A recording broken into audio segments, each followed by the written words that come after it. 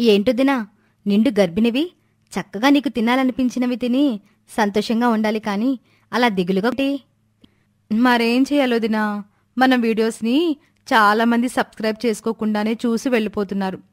కొంతమంది వీడియో చూసి కనీసం లైక్ కామెంట్ కూడా చేయడం లేదు. మరి మనం చేస్తున్న ఈ ప్రయత్నం వాళ్ళకి నచ్చుతుందో లేదో మనకెలా తెలుస్తుందో దినా, వాళ్ళు చెప్పాలి కదా. ప్లీజ్ వ్యూయర్స్, మొదటిసారి మా వీడియోని చూస్తున్నవారు మా ఛానల్ని వీడియో స్టార్టింగ్లోనే సబ్స్క్రైబ్ చేసుకోండి. మేం చేసే వీడియోస్ మీకు నచ్చినా, మా నుండి ఏదైనా చేంజ్ కోరుకుంటున్నా కింద కామెంట్ బాక్స్లో తెలియజేయండి. మీకు మా వీడియోస్ నచ్చితే మీ ఫ్రెండ్స్తో షేర్ చేసుకోండి. మమ్మల్ని ఎంకరేజ్ చేయండి. వదినా, పక్కనే ఉన్న బెల్ ఐకాన్ని నొక్కమని చెప్పలేదు నువ్వు. అది నొక్కితేనే కదా మన వీడియోస్కి సంబంధించిన అప్డేట్స్ నేరుగా నోటిఫికేషన్ రూపంలో వ్యూయర్స్కి తెలిసేది. అందరికీ నమస్కారం. ఈరోజు మనం తెలుసుకోబోతున్న కథ దెయ్యమత్త. లంకపల్లె అనే ఊరిలో రమణమ్మ అనే ఇల్లాలు ఉంది. ఆమె వయసులో ఉండగా ఒక వ్యక్తిని నమ్మినందుకు గర్భవతి అయింది. ఆ తర్వాత ఆ వ్యక్తి ఆమెను పెళ్లి చేసుకోకుండా ఎటో పరారయ్యాడు. దాంతో ఆమె ఇంట్లో వాళ్ళు ఆమెను బయటకు గెంటేయటంతో ఆమె ఒంటరిగా తన బిడ్డ కోసం పోరాటంలాంటి జీవితాన్ని గడుపుతూ వచ్చింది. అలా ఒక కోటీశ్వరుల దగ్గర నమ్మకంగా కొన్నేళ్లపాటు పనిచేసినందుకు వాళ్ళు రమణమ్మ పేరుతో కొంత ఆస్తిని రాసిచ్చి వాళ్లు విదేశాలకు వెళ్లి స్థిరపడిపోయారు. ఆ విధంగా కాలం కలిసొచ్చి కొంత ఆస్తి దక్కడంతో రమణమ్మ స్థితిగతులు మారిపోయాయి. ఇప్పుడు ఆమె కొడుకు శేఖర్ పెద్దవాడయ్యాడు. చక్కగా ఉద్యోగమూ చేసుకుంటున్నాడు. అతనికి పెళ్లి చెయ్యాలని రమణమ్మ సంబంధాలు కూడా చూస్తుంది. ఒకసారి పోలయ్య అనే వ్యక్తి వరుసకి రమణమ్మకి తమ్ముడవుతాడు. అతను తన అక్క రమణమ్మ ఇల్లు వెతుక్కుంటూ వచ్చి ఆమెను పలకరిస్తాడు. రమణక్క, ఎలాగున్నావే, బావున్నావా? నేను బాగానే ఉన్నాను గాని నువ్వెవరు బాబూ, నన్ను అక్క అంటున్నావు? ఏంటక్క, ఇంకా నన్ను గుర్తుపట్టలేదా? నేనక్క, నీ పిన్ని కొడుకు పోలిగాన్ని, పోలయ్యనే. ఓరి పోలిగా, నువ్వంట్రా? ఎన్నేళ్ళైపోయిందిరా నిన్ను చూసి, అసలు గుర్తుపట్టలేకపోయాన్రా. అవును, నువ్వు కూడా నన్ను చూసి చాలా ఏళ్ళైపోయింది కదా, మరి నన్నెలా గుర్తుపట్టావురా? నువ్వు మరీనక్క, ఓ తల్లి పిల్లలం కాదనే గాని మనం చిన్నప్పుడు ఎంత ప్రేమగా ఉండేవాళ్ళమో మర్చిపోయావేటి? ఇప్పుడయన్నీ గుర్తు సైకిరా, ఆ రోజులు జ్ఞాపకం వస్తే నాకు మనసు పాడైపోద్ది. సర్లేదా, లోపలికెళ్ళి మాట్లాడుకుందాం అంటూ ఆప్యాయంగా తన తమ్ముణ్ణి ఇంట్లోకి తీసుకుని వెళ్ళింది. అలా అన్నేళ్ల తర్వాత కలిసిన ఆ అక్కా తమ్ముళ్ళిద్దరూ చాలా ఆప్యాయంగా మాట్లాడుకున్నారు. అన్ని మాటలు అయ్యాక అసలు తను వచ్చిన విషయమేంటో చెప్పటం మొదలుపెట్టాడు పోలయ్య. అక్క, ఇంక అసలు విషయం చెప్పేత్తే వచ్చిన పనైపోద్దక్క. సల్లకొచ్చి ముంత దాయటమెందుకురా, చెప్పు. మరేమీ లేదే, నాకొక కూతురుందే, దాన్ని బాగా చదివించాను. పేరు సరోజ. ఇప్పుడది పెళ్ళిడికొచ్చింది. దాన్ని నా మేనలుడికిచ్చి చెయ్యాలని ఆశగా ఉందక్క నాకు. అందుకే ఆ మొక్క నీ సెవినేసి పోదామని వచ్చానక్క. ఇలా అంటున్నానని తప్పట్టుకోకరా పోలిగా. నా కొడుక్కి ఎవరైనా బయట పిల్లనిచ్చి చెయ్యాలనుకుంటున్నాను. ఎన్నాళ్ళు మీరందరూ ఉండి కూడా ఎవరూ లేని దానిలాగా బతికాను కదా, అందుకే ఇప్పుడు మీరు వచ్చారనుకో, నాకు అప్పటి విషయాలన్నీ జ్ఞాపకం వస్తాయి. అప్పుడు నేను పడిన కష్టాలన్నీ గుర్తుకొస్తాయి. అలాంటప్పుడు నేను ఆ కోపం మీ పిల్ల మీద చూపించాననుకో, మళ్ళీ ముఖముఖాలు లేకుండా పోతాయిరా.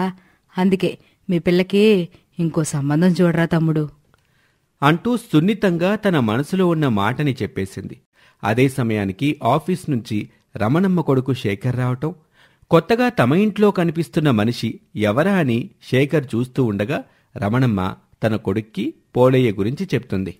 ఏంటి నాన్న అలా చూస్తున్నావు? వీడెవరనా? వీడు మా పుట్టింటి తరపు బంధువులే నాన్న, మా పిన్ని కొడుకు. నీకు మేనమామ అవుతాడు.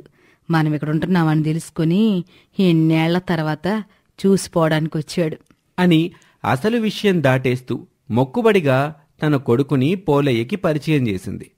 అలా అన్నేళ్ల తర్వాత అక్క అంటూ ఆప్యాయంగా వచ్చిన పోలయ్య ప్రపోజల్ని రమణమ్మ ఎందుకని నిరాకరించిందో తెలియాలంటే అసలు ఈ పోలయ్య బుద్ధేంటో, అతను ఏ ఉద్దేశంతో ఇలా ఇన్నేళ్ల తర్వాత వచ్చాడో మనం తెలుసుకోవాలి. అది తెలియాలంటే ఈ పోలయ్య వెనకే వాళ్ళ ఇంటికి వెళ్ళాలి. అక్క దగ్గర నుంచి వచ్చిన పోలయ్య ఇంట్లోకి రాగానే అతని భార్య ఇలా అంటుంది. ఏమయ్యా, ఎల్లిన పని ఏటైంది? కాయా పండా? కాయనే, పచ్చి ఏలక్కాయ్. అంటే రమణమ్ముదిని మన పిల్లని తన కోడలు చేసుకోవడానికి ఒప్పుకోలేదా?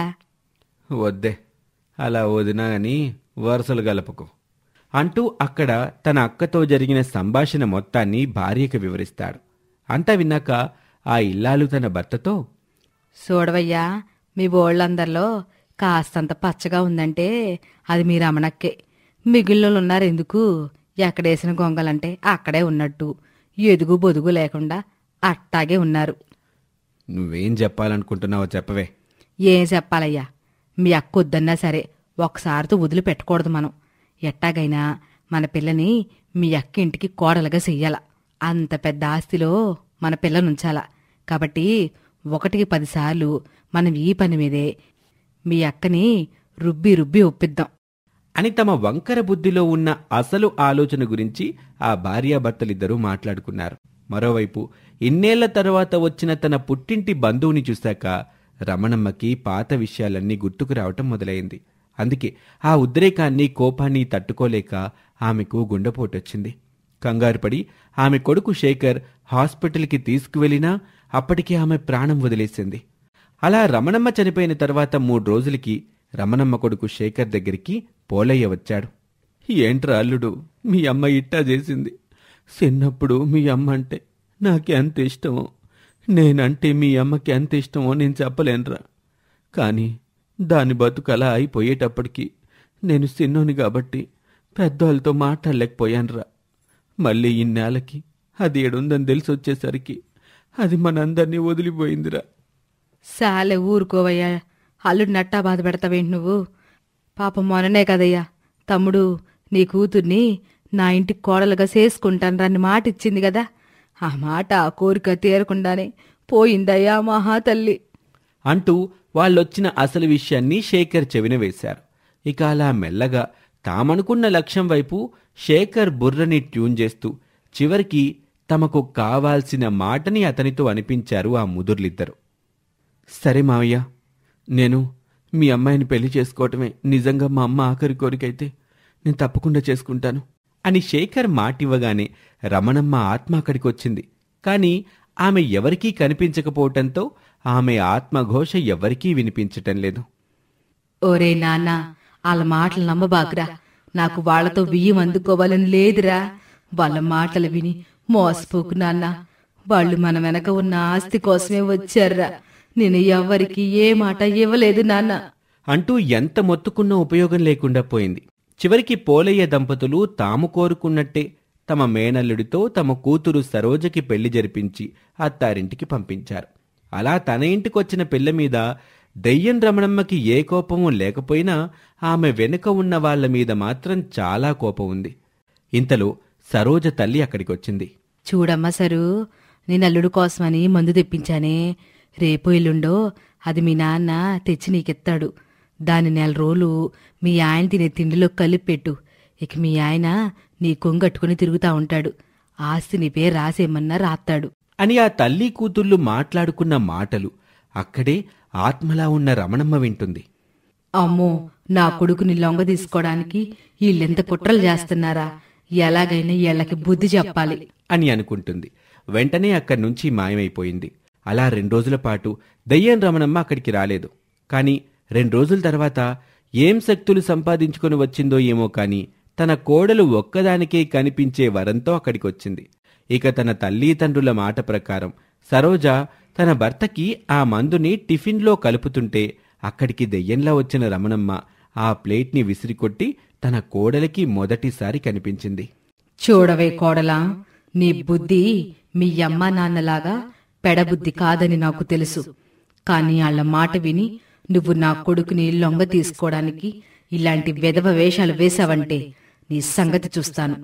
అంతేకాదు, నేనిలా దెయ్యంలా నీకు కనిపిస్తున్నానని ఎవరికైనా చెప్పావో మీ అమ్మా నాన్నలని వదిలిపెట్టను అని వార్నింగ్ ఇస్తుంది. ఇంతలో ప్లేటు కింద పడిన చప్పుడికి ఆమె భర్త అక్కడికొస్తాడు. ఏవేం సరు, ఆ చప్పుడేంటి? అబ్బే ఏం లేదు బావా, నీకోసం టిఫిన్ తెస్తుంటే చేయి జారిపోయి ప్లేట్ కింద పడింది. అంతే. జాగ్రత్త సరు, చూసుకొంజ ఈ పనులన్నీ అని చెప్పేసి అక్కడి నుంచి వెళ్ళిపోతాడు. అది ఇక నుండి నా సంగతి మరిచిపోయి నా కొడుకుని కంటికి రెప్పలా చూసుకో. నిన్ను ఏమీ చేయకుండా ఊరుకుంటాను అని చెప్పి అక్కడి నుంచి మాయమైంది. అప్పుడు ఆ దెయ్యం అత్త గురించి ఆ కొత్త కోడలు ఇలా అనుకుంటుంది. అమ్మో, మా అమ్మ నాన్నలు ఉన్నకాడ ఉండకుండా మా బావతో పెళ్లి చేయటమేమో కాని చనిపోయిందనుకున్న మా అత్తని దెయ్యమయ్యేలా చేసి నా మీద కుసుగొలిపారు. ఇక జీవితమంతా ఈ దెయ్యమత్తతో నా కాపురం ఎలా ఉండబోతుందో ఏమో అని అనుకోగానే మళ్ళీ ఆ దెయ్యమత్త అక్కడికొచ్చింది. చూడవే పిల్ల, నువ్వు నా కొడుకుకి ఏ హాని చెయ్యనంతవరకీ నీ కాపురంలోకి నేను రాను. కాని వాడికేవైనా హాని చెయ్యాలని చూశావో చెప్పానుగా, మీ అమ్మా నాన్నలని ఒక ఆట ఆడిస్తాను అని వార్నింగ్ ఇచ్చింది. అంతేకాదు, ఇక ఆ తర్వాత నుండి తన కొడుకు లేని సమయంలో తన కొత్త కోడలి దగ్గరే ఉండేది ఆ అత్తగారి దెయ్యం. అలా కొన్నాళ్ల పాటు ఆ దెయ్యమంత సావాసం వల్ల సరోజ కూడా చాలా బాగా మారిపోయింది. తన తల్లి తండ్రుల మాటల్ని పట్టించుకోవటం మానేస్తుంది. తన సంసారాన్ని తాను చక్కగా నడిపించుకుంటూ ఉంటుంది. ఇది వాల్టి కథ. మరొక ఆసక్తికర కథలో మళ్ళీ కలుద్దాం. మీ అభిప్రాయాన్ని కామెంట్ రూపంలో చెప్పండి. మా ఛానల్ని సబ్స్క్రైబ్ చేసుకోవడం మర్చిపోకండి. Thank you for watching. Rangampalli అనే ఊరిలో ఇద్దరు అన్నా చెల్లెలు ఉన్నారు. చనిపోయిన తమ తల్లిదండ్రులతోటే వాళ్ళ ఆస్తులన్నీ తుడిచిపెట్టుకుపోవడంతో కొడుకు వెంకట్ చాలా నిరాశ చెందాడు. తల్లిదండ్రుల తర్వాత ఇంటి పెద్దగా తన చెల్లెలి బాగోగులు, తన కుటుంబ బాధ్యతల్ని చూడాల్సిన అతను కోల్పోయిన తమ సంపద మీద దిగులుతో తాగుడికి బానిసై సమాజంలో అల్లరిపాలవుతున్నాడు. అలా తన కళ్ళ ముందే తన అన్నగారు తాగుతూ జీవితాన్ని పాడు చేసుకుంటున్నాడని దిగులుతో ఉన్న చెల్లెలు స్వాతి దగ్గరికి వాళ్ల దూరపు చుట్టం రాధమ్మ వచ్చి అధైర్యపడుతూ బాధపడుతున్న స్వాతితో ఇలా అంటుంది. చూడవే స్వాతి, అన్నయ్య అలా అయిపోతున్నాడని నువ్వు బాధపడుతూ కూర్చుంటే ఏం ప్రయోజనం చెప్పు? మరేం చేయమంటావు పిన్ని? ఇంటికి పెద్ద దిక్కువాడు. వాడే అలా అయిపోతుంటే నేను చూస్తూ ఎలా ఉండగలను చెప్పు? అలాగని వాడి గురించి నువ్వు మనసుని ఆరోగ్యాన్ని పాడు చేసుకుంటావా? ఏదో ఒకటి చేసి వాడిని దారికి తీసుకురావాలి గాని ఏం చేస్తే అన్నయ్య కుదురుకుంటాడో అర్థం కావడం లేదు పిన్ని. ఓసిన పిచ్చి తల్లి, పొగరబోతు పశువులకి ముక్కు తాడేస్తారు, లేదా మెడలో బరువాటి కర్ర తగిలిస్తారు. అలాగే అన్నయ్యలాగా బాధ్యత లేకుండా ఉండేవాళ్లకి పెళ్లి చేస్తే వాళ్ళకి బాధ్యత తెలిసొస్తుంది అని చెప్పడంతో స్వాతి ఆలోచనలో పడింది. ఇక ఆ తర్వాత అయోమయంలో ఉన్న స్వాతి తన అన్నయ్యని కన్విన్స్ చేసి ఏ బాధ్యతలు లేకుండా తిరిగే వెంకట్కి లత అనే ఒక పల్లెటూరి పిల్ల సంబంధం చూసి పెళ్లి చేస్తారు.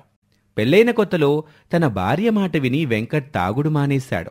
పైగా కొత్త పెళ్లాం మీద ఉన్న సరదా కొద్దీ సమయానికి ఇంటికి రావటం, ఒళ్ళొంచి ఏదో ఒక పని చేసి సంపాదించటం మొదలుపెట్టాడు. అప్పటి వరకు తాగుడు తప్ప ఏ బాధ్యత లేని తన అన్నయ్య పెళ్ళయ్యాక మంచివాడిగా మారిపోవటంతో స్వాతి చాలా సంతోషపడింది. అందుకే తన వదినకి థ్యాంక్స్ చెప్పుకుంటూ ఇలా అంటుంది. వదినా, నీతో పెళ్లి కాకముందు అన్నయ్యని చూసి వాడి జీవితం ఏమైపోతుందో ఏమో అని చాలా భయం వేసింది. కాని నువ్వొచ్చావు. వాడు చాలా మారిపోయాడు. తాగుడు మానేసి చక్కగా బాధ్యతగా పనిచేసుకుంటున్నాడు. నిజంగానే మా రాధ పిన్ని చెప్పినట్టు బాధ్యత భుజాన వేస్తే కాదు, సరైన ఇల్లాలు తలుచుకుంటే ఎలాంటి తప్పుడు దారిలో ఉన్న భర్తనైనా మార్చుకోవచ్చని నిరూపించావు. అలా ఏంలే స్వాతి, మన అదృష్టాలు బాగున్నాయి. అందుకే మీ అన్నయ్య గారు మారారు. ఇందులో నేను చేసింది ఏమీ లేదు అంటూ తన భర్తలో వచ్చిన మార్పులు తనకి భాగం ఉన్నా ఆమె మాత్రం దాన్ని తన గొప్పగా చెప్పుకోలేదు. ఇలాగే రోజులు గడుస్తున్నాయి. వదిన లత గర్భవతి అయింది. దాంతో ఆ ఇంటిల్లపాది ఎంతో సంతోషించింది. అందుకే ఆ ఆనందంలో వెంకట్ మళ్లీ మందు జోలికి పోవాలని, తన ఆనందాన్ని సరదాగా నా అనుకునే నలుగురితో పంచుకోవాలి అనుకున్నాడు. కాని మళ్లీ తన భర్త తాగుడు జోలికి పోతానంటే లత ఒప్పుకోలేదు. అప్పుడు ఆమె మరదలు తన వదినగారితో ఇలా అంటుంది. చూడదినా, నీ తెలివితేటలతో శ్రద్ధతో అన్నయ్యని మార్చి దారికి తీసుకొచ్చావు. ఇప్పుడు నువ్వు గర్భవతి అయ్యావన్న ఆనందంలో వాడు తన సంతోషాన్ని ఎంజాయ్ చేయాలనుకుంటున్నాడు. కాబట్టి ఈ ఒక్కసారికి వాడి సరదా తీరని వదినా. రోజు తాగడు కదా. అసలు ఇన్నాళ్ళు వాడు తాగకుండా ఉన్నాడంటే ఇప్పుడు తాగినా మళ్లీ వాడికి ఆ తాగుడు నచ్చకపోవచ్చు. అప్పుడు వాడే మానేస్తాడు. కాని నువ్వు మాత్రం వాడి సరదాని కాదని ఎందుకు చెడ్డదానివి కావాలి చెప్పు. అందుకే ఈ ఒక్కసారికి ఒప్పుకోవదినా అంటూ చాలా కాలంగా వెంకట్ దూరమైన తాగుడికి మళ్లీ ఒక్కసారి పర్మిషన్ ఇవ్వమని సొంత మరదలే అడిగేసరికి లత ఒప్పుకుంది. అలా ఆ రోజు మళ్లీ చాలా కాలం తర్వాత వెంకట్ మందు తాగాడు. ఇక ఆ రోజు మొదలైన తాగుడు మళ్లీ అతి తక్కువ కాలంలోనే ఏదో ఒక కారణం వెతుక్కుంటూ మళ్లీ తాగుడికి బానిసైపోసాగాడు వెంకట్. అందుకే తన అన్నకి మళ్లీ ఆ పాడు అలవాటు తిరిగి రావటంతో స్వాతికి నచ్చలేదు. ఈలోపు గర్భిణిగా ఉన్న లతకి ఒక్కో నెల పెరుగుతూ రాసాగింది. చాలా కాలంగా తన భర్త మరిచిపోయిన తాగుడు అలవాటు మళ్లీ మెల్లిమెల్లిగా తనకి వ్యసనంగా మారిపోవటంతో గర్భిణి వదినలో ఆందోళన మొదలైంది. నెలలు నిండుతున్న తన గర్భవతి వదిన అలా దిగులు పడ్డం చూస్తూ ఉన్న మరదలికి తన గర్భవతి వదిన ఏమైపోతుందో అనే భయం మొదలైంది. అందుకే ఆ మరదలు, వదినా, ఈ సమయంలో నువ్వు ఇలా ఉంటే పుట్టే బిడ్డ ఆరోగ్యం ఎలా బావుంటుంది చెప్పు. అన్నయ్య సంగతి తర్వాత చూసుకోవచ్చు. ముందు నీ కడుపులో ఉన్న బిడ్డ ఆరోగ్యం జాగ్రత్తగా చూసుకోవదినా. వాడి గురించి ఆలోచించడం మానేసే అని తన గర్భవతి వదినకి ధైర్యం చెప్పింది. అలా నెలకు నెల పెరుగుతున్న కొద్దీ లత తన కడుపులో ఉన్న బిడ్డ ఆరోగ్యం గురించి ఆలోచిస్తూ తాగి నాశనమైపోతున్న తన భర్త గురించి కొంతకాలం పట్టించుకోవటం మానేసింది. సరిగ్గా అదే సమయంలో ఆ గర్భవతి వదినకి మరదలైన స్వాతి చాలా కాలంగా ప్రేమిస్తున్న కుర్రాడు మరో ఏడాదిలోనే ఆమెకు భర్త కావాల్సిన ప్రసాద్ దగ్గరికి వెళ్లి తాగిన మత్తులో వెంకట్తో గొడవపడ్డాడు. ఆ దెబ్బతో ప్రసాద్ వాళ్ళ ఇంట్లో స్వాతితో పెళ్లి నిర్ణయాన్ని వెనక్కి తీసుకుందామని నిర్ణయించుకున్నారు. అదే విషయాన్ని స్వాతితో ప్రసాద్ చెప్పాడు. అప్పుడు ఏడుస్తూ ఇంటికొచ్చిన స్వాతి తన గర్భవతి వదిన మీద కోపం చూపిస్తూ ఇలా అంటుంది.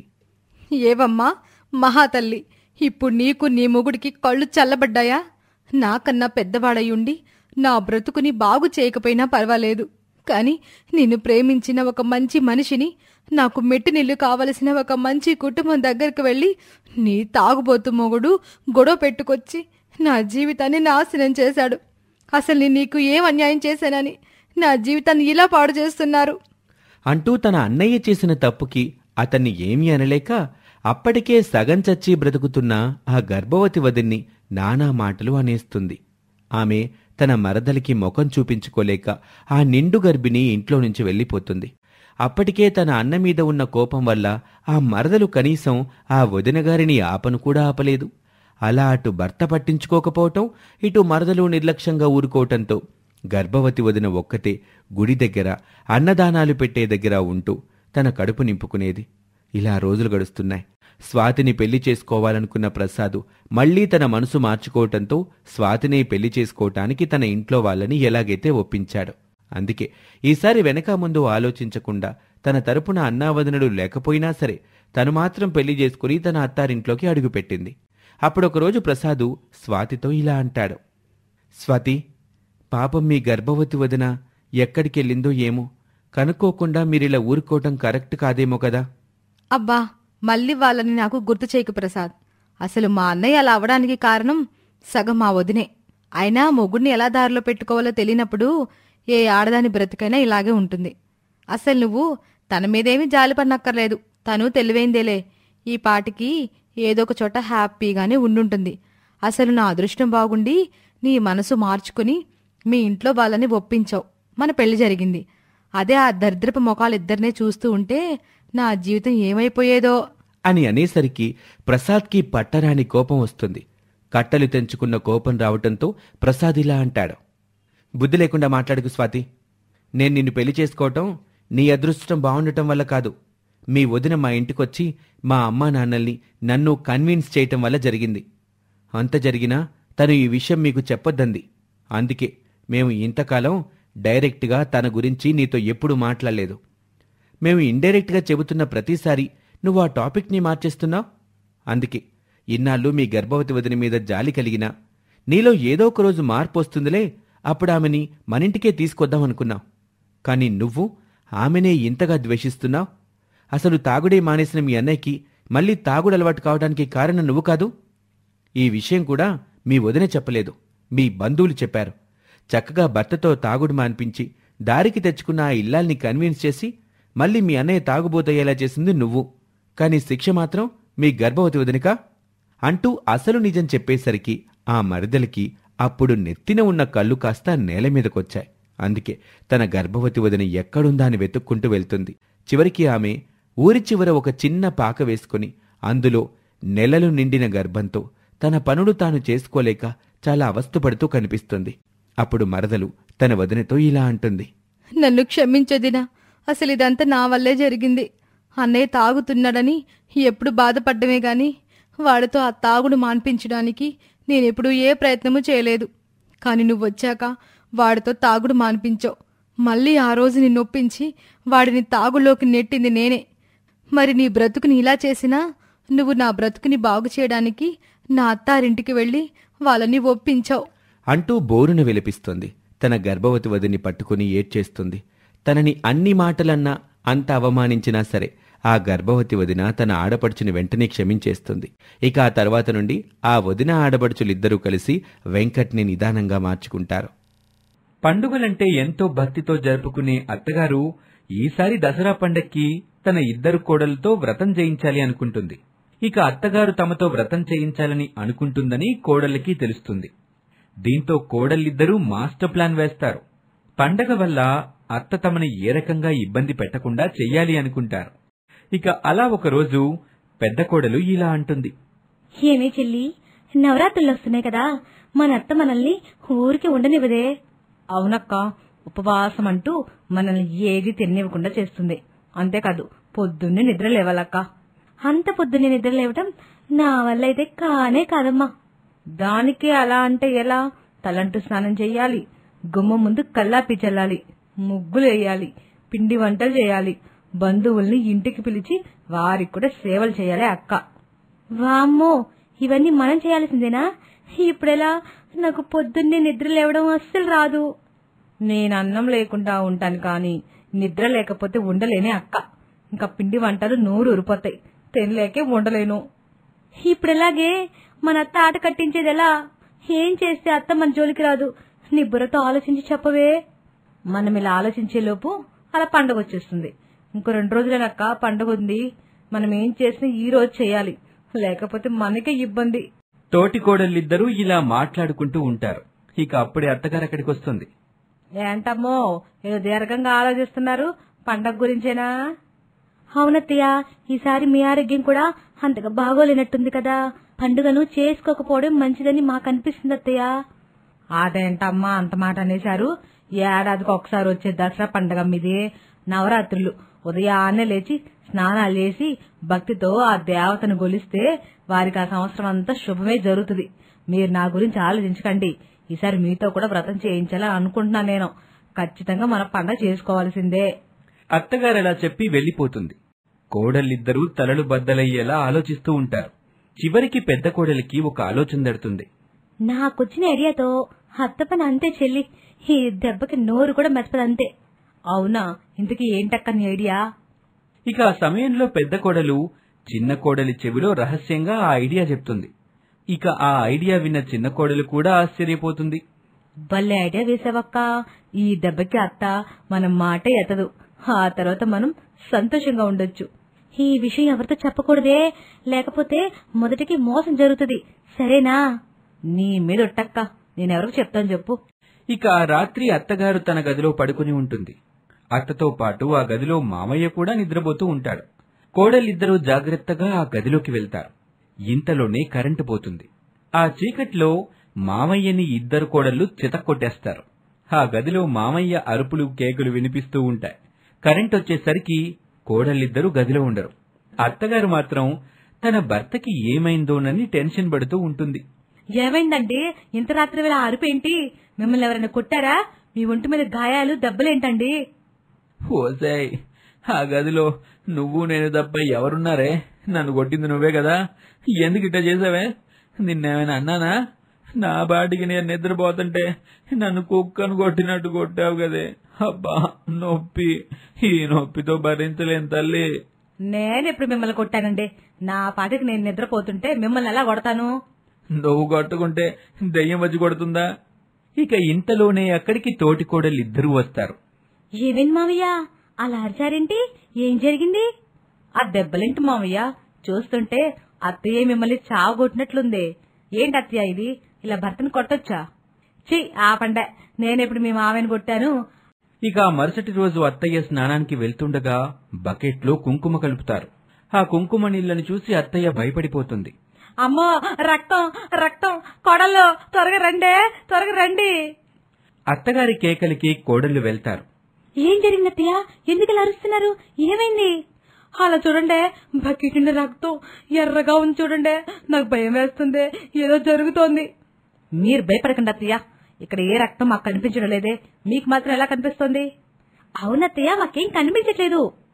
మీరు కావాలనే నన్ను భయపెట్టాలని ఇలా చెప్తున్నారే, నాకు తెలుసు. ఇప్పుడే ఉండండి, మా ఆయన్ని పిలుచుకొస్తాను, ఆయన అన్ని కరెక్ట్ గా చెప్తాడు. ఇక అత్తగారు వెళ్లి మామగారిని పిలుచుకొచ్చే లోపు కోడళ్లు కుంకుమ కలిపిన ఎర్రటి నీళ్లను పారబోసేసి అందులో మంచినీటి నుంచుతారు. మామయ్య వచ్చి ఆ నీళ్లను చూసి అవి మంచినీళ్లే కదా అని చెప్తాడు. ఇక అత్తగారికి పిచ్చి పట్టినట్లయిపోతూ ఉంటుంది. ఇక ఆ రాత్రి అత్తగారికి ఏవేవో శబ్దాలు వినిపిస్తూ ఉంటాయి. కోడళ్లే అత్తకి వినిపించేలా శబ్దాలు చేస్తూ ఉంటారు. ఆ విషయం తెలియక అత్తగారేమో తెగ భయపడిపోతూ ఉంటుంది. ఉన్నట్టుండి అత్త గావుకేక వేస్తుంది. కోడళ్లు పరుగున అక్కడికి చేరుకుంటారు. ఏమైంది అత్తయ్య, మళ్ళీ ఏం జరిగింది? ఈసారి ఏం కనిపించింది అత్తయ్య, మీరు పెట్టే భయం వల్ల మామయ్య కూడా ఈ గదిలో పడుకోవడం లేదు. మీరు ఒకసారి భూత వైద్యుని కలిస్తే మంచిది అత్తయ్య, ఆయన ఏదో ఒక మార్గం చెప్తాడు. మీరు ఒప్పుకుంటే రేపే రమ్మంటాను, రమ్మని చెప్పమంటారా? ఇక అత్తయ్య కోడళ్ల మాట ప్రకారం భూత వైద్యుని ఇంటికి పిలిపిస్తుంది. కోడళ్లు భూత వైద్యుడికి డబ్బులిచ్చి తాము చెప్పిందే చెప్పమంటారు. అమ్మ పలుకు జగదంబ పలుకు, ఈ ఇంట్లో దెయ్యం ఉంది, అత్తలో చేరి అల్లాడిస్తుంది, కష్టం, అది ఈ ఇంటి నుంచి వెళ్లడం కష్టం. అయ్యో స్వామి, ఆ దయ్యం వదిలిపోవాలంటే ఏం చేయాలి స్వామి, మీరే మమ్మల్ని కాపాడాలి. మీరు ఈ నవరాత్రులు ఎవరితో మాట్లాడకూడదు, ముఖ్యంగా మీ కోడళ్లతో అస్సలు మాట్లాడకూడదు.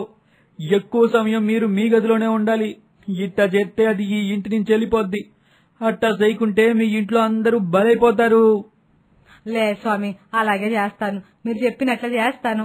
ఇక భూత వైద్యుడు చెప్పినట్లే అత్తగారు చేయటంతో కోడళ్లు జాలీగా ఉంటారు. అత్తపోరు లేకపోవటం వల్ల పండగ రోజు కూడా హాయిగా నిద్రలేచి తమకు నచ్చిన వంటలు చేసుకుని తింటారు. నవరాత్రులు అత్తగారు పెట్టే ముప్పు తిప్పల నుంచి తప్పించుకుంటారు. అత్త మాత్రం తనకు దెయ్యం పట్టిద్దేమో అనుకుని తన గదిలోనే ఎక్కువ సమయం గడిపేస్తూ ఉంటుంది. తోటికోడళ్ళు ఆ ఇంట్లో ఒకటిగా ఉండటంతో అత్త పెత్తనమేమీ జరగదు. దీంతో అత్తగారు ఎలాగైనా ఈ తోటికోడళ్ల మధ్య మంట పుట్టించాలి అనుకుంటూ ఉంటుంది. అందుకోసం బాగా ఆలోచించి ఒక ప్లాన్ వేసుకుంటుంది. ఇక ఆ రోజు ఎప్పటిలాగానే తమ పెద్ద కోడలు చిన్న కోడలు కలిసి గుడికెళ్ళి ఇంటికొస్తారు. ఇక వాళ్ళిద్దరినీ రావటం చూసి అత్తగారు తన నాటకాన్ని మొదలుపెడుతుంది. అయ్యో దేవుడా, నా కల్లో కనిపించి నన్ను ముగ్ధురాలను చేశావా తండ్రి.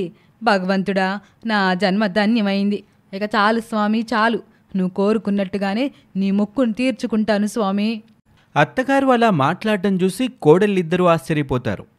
ఏం జరిగిందో ఏమోనన్న ఉత్సాహం వాళ్ళిద్దరిలో పెరుగుతుంది. ఏమైంది అత్తయ్య, ఏం జరిగింది? ఎందుకలా గుంటనక్కలా కేకలు పెడుతున్నావు? ఏదో దేవుడు ప్రత్యక్షమై వరం ఇచ్చినట్లు ఉబ్బి తబ్బి భయపోతున్నారే. అవునవును, ఏదో సాధించినట్లు గెంతులేస్తున్నారు, ఐపీఎల్ కప్పు గెలిచినట్లు పొంగిపోతున్నారే. మరేం లేదు కోడల్లో, నేను ఇలా సంతోషపడ్డానికి ఒక కారణం ఉందలే. రాత్రి నాకు కల్లో దేవుడు కనిపించాడు. తన మొక్కు చెల్లిస్తే ₹1,00,00,000 ఇస్తానని చెప్పాడు. అంతేకాదు, తను చెప్పింది నమ్మాలని, అలా నమ్మడానికి ఒక కోరిక కూడా ఇస్తానని చెప్పాడు. అప్పుడు నేను ఒక 10,000 ఇవ్వండి అని అడిగాను. ఆ తర్వాత దేవుడు మాయమైపోయాడు. అంతేనా? దీనికి అలా సంబరపడిపోతున్నారా? మేమేదో ఏదో సాధించారేమోనని అనుకుంటుంటే మీరు దీనికా అలా ఖుషీగా ఉన్నారు, కలగన్నారు. అంతే కదా, దానికే ఇంతలా పొంగిపోవాలా ఏంటి? నేను చెప్పే జాగ్రత్తగా వినండి కోడల్లో. దేవుడు కల్లో మాయమైపోయాడా? నేను పొద్దున్నే నిద్రలేచి పెరట్లోకి వెళ్ళాను. అప్పుడే నాకు ఓ ₹10,000 కట్ట కనిపించింది. నేనేక ఆశ్చర్యపోయాను. ఇదిగోండి చూడండి, ఇదే ఆ ₹10,000 కట్ట. అత్తగారు అలా చెప్పేసరికి పెద్ద కోడలు చిన్న కోడలు ఇద్దరూ ఆశ్చర్యపోతారు. అత్తగారు చెప్పింది నిజమే అని నమ్ముతారు. దేవుడు కల్లో చెప్పింది నిజమైంది. ఇకపోతే నేను గతంలో స్వామికి ఒక మొక్కు మొక్కానులే. వ్రతం చేయిస్తే ఆ మొక్కు తీరిపోతుంది. ఆ మొక్కే కనుక చేస్తే నాకు ₹1,00,00,000 ఇచ్చేస్తాయి. ఆ తర్వాత నేను కోటీశ్వరాలు అయిపోతానమ్మా. నిజంగానే అత్తయ్య, మీరు చెప్తుంటే నాకు ఆశ్చర్యంగా ఉంది. నాకెందుకో అత్తయ్య చెప్పేది నమ్మేట్టుగానే ఉందక్క. సరేలే ఆవిడ్ని పండగ చేసుకుని. అలా ఆ రోజు గడుస్తుంది. మరుసటి రోజు అత్తయ్య గారు దిగాలుగా కూర్చొని ఉంటారు. ఇద్దరి కోడళ్ళు అత్తగారి దగ్గరికి వస్తారు. నిన్నే కదా డబ్బులు వస్తాయని గెంతులేశారు, ఇప్పుడేంటి ఇలా ఉన్నారు? ఈరోజు స్వామి కల్లోకొచ్చి నిన్న జరిగింది మర్చిపోమని చెప్పుంటారులే అక్క, అందుకే బాతో అలా ఉన్నారు. నోరు ముయ్యండే, రాత్రి కల్లోకి మళ్ళీ దేవుడు కనిపించాడు. నాకు ఓ షాకింగ్ వారు చెప్పాడులే. ఏం చెప్పాడు అత్తయ్య? నువ్వు ఉండవే, అత్తయ్య చెప్తున్నారు కదా. మరేమో దేవుడు రాత్రి కల్లో కనిపించి, చూడమ్మా నా మొక్కు నువ్వే కోరుకున్నా, ఇప్పుడు నీకు కోడళ్ళు వచ్చారు కదా, వారిని వ్రతం చేయమను. ఆ వ్రతం ఎవరైతే బాగా చేస్తారో వారికి నేను ₹1,00,00,000 ఇస్తాను అని చెప్పి మాయమైపోయాడే. ఈ విషయం మీతో ఎలా చెప్పాలని ఆలోచిస్తున్నాను. మీరు చేయరని నాకు తెలుసు, ₹1,00,00,000 రాకుండా పోతుందే అని బాధపడుతున్నాను అంతే. అలా ఎందుకు అనుకుంటారు మీరు? మీకు ఈ చిన్న కోడలు ఉంది అత్తయ్య, వ్రతం ఎలా చేస్తానో చూడండి. నువ్వు నీ మూకోలాగే చేస్తావులే. ఈ ఇంట్లో ఏదైనా చేయాలంటే ఈ పెద్ద కోడల తర్వాతే. అత్తయ్య మీరు చూడండి, నేను వ్రతం అదిరిపోయేలా చేస్తాను. మీరేం కంగారు పడకండి. ఆ ₹1,00,00,000 నాకే వస్తుంది, దానికి అస్సలు రాదు. భలే చెప్పొచ్చావులే, నీకు పిండి వంటలు చేయడం కూడా రాదు, వ్రతం చేస్తుందంట వ్రతం. చాలా ఆపండమ్మా, మీరిద్దరూ వ్రతం చేయండి. ఎవరి ₹1,00,00,000 వస్తుందో చూద్దాం. మీరెళ్ళి ఏర్పాట్లు చేసుకోండి. ఇక అత్తగారి మాటలు బాగా నమ్మిన ఇద్దరు కోడళ్ళు వ్రతం చేయడానికి సిద్ధమవుతారు. చిన్న కోడలు పిండి వంటలన్నీ తానే చేసి వ్రతానికి కూర్చుంటుంది. పెద్ద కోడలేమో అన్నిటినీ హోటల్ నుంచి ఆర్డర్ ఇచ్చి తెప్పించుకొని వ్రతం చేస్తుంది. ఇదేంటమ్మా మీరు మాత్రం వ్రతానికి కూర్చున్నారు? మొత్తైదులు లేరా? ఇలా మీరు మాత్రం ఒంటరిగా వ్రతం చేస్తే ఎలాగమ్మా? వ్రతం అంటే అందరూ ఉండాలి, అప్పుడే కలకలాడుతుంది. వస్తున్నారత్తయ్య, నా వైపు ఈ ఊరి వాళ్ళందరూ ఉంటారు, చూస్తూ ఉండండి. నా వైపు ఊరి వాళ్ళు మాత్రమే కాదు, బయట ఊర్ల నుంచి కూడా జనాలు కూడా వస్తారు, చూస్తూ ఉండండి. సరేలండి, వారంతా ఎప్పుడు వస్తున్నారు ఇక్కడికి? అయ్యో అత్తయ్య, వారంతా వచ్చేశారు మా కలలోకి. ఇప్పుడే వ్రతం మేమే చేస్తున్నా, జనాలందరూ మా కల్లోకి వచ్చి వ్రతంలో పాల్గొంటారు. అయ్యో మీకెందుకే ఎంత బద్ధకం? బాగా సరిపోయారు ఇద్దరికిద్దరు. సరేలే, పూజలు ప్రారంభించండికా. ఇక ఇద్దరు కోడళ్ళు పూజలు చేస్తారు. అంతా దిగ్విజయంగా జరుగుతుంది. ఆ తర్వాత ఇద్దరు కోడళ్ళు సంతోషంగా అత్తగారి వద్దకు వెళ్తారు. అత్తయ్య, మేము వ్రతం చేశాం కదా, మళ్ళీ ఎవరికి ఆ ₹1,00,00,000 వస్తాయి అత్తయ్య? నాకే కదా అత్తయ్య వచ్చేది. అక్క చూడండి, పిండి వంటలు కూడా చేయకుండా హోటల్ నుండి తెప్పించుకుంది. అసలు దాని వ్రతం అంటారా? మీరు చెప్పండి, నాకు ఖచ్చితంగా ₹1,00,00,000 వస్తాయని నమ్మకం ఉంది అత్తయ్య అంటూ చిన్న కోడలు పెద్ద కోడలు ఇద్దరూ వాదులాడుకుంటూ ఉంటారు. ఇక సరిగ్గా అప్పుడే పక్కింటి పారిజాతం అక్కడికి వస్తుంది. ఏంటమ్మా కోడళ్ళు, మీరు వ్రతాలు చేసేశారా? చూస్తుంటే ఇద్దరు చేసినట్టుగానే ఉన్నారే. మా ఇంట్లో కోడలు ఇంకా చేయలేదమ్మా, ఊరంతా చేసేశారు, మాదే ఆలస్యం. ఊరంతా ఎందుకు వ్రతం చేసుకుంటున్నారు? అయ్యో, ఇది మన ఊరి ఆచారం అమ్మా. ప్రతి సంవత్సరము ఈ రోజున అందరిళ్లలో వ్రతం చేసుకుంటారు. అది మన ఊరి ఆనవాయితీలే.